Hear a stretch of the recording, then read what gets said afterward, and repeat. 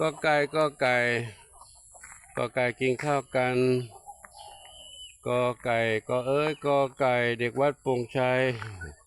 กินข้าวกันใหญ่เด็กวัดโป่งชัยแจ้ห่มลำปาง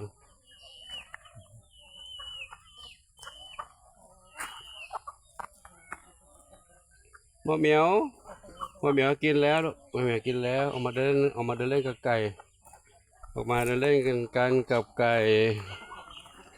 ปู่มีงานทำอีกแล้วใบไม้ร่วงเมื่อวานนี้มีฝนตกลงมาพื้นชุ่มแฉะชุ่มชื้นชุ่มฉ่ำ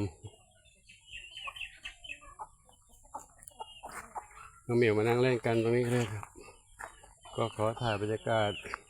ยามสายวันนี้สายแล้วนะดวงอาทิตย์จะไม่เห็นเลยดวงอาทิตย์จะไม่เห็นเลย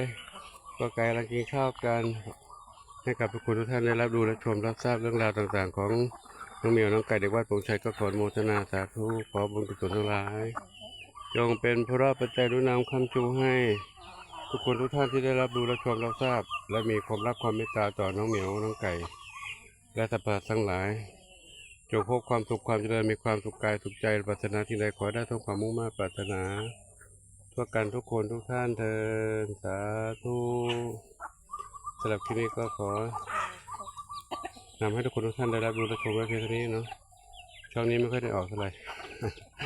นานๆออกครั้งหนึ่งครับก็ขอ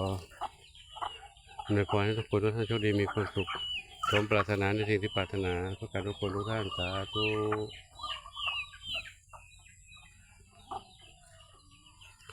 แล้วพบกันใหม่คลิปต่อไปโชคดีมีสุขสาธุ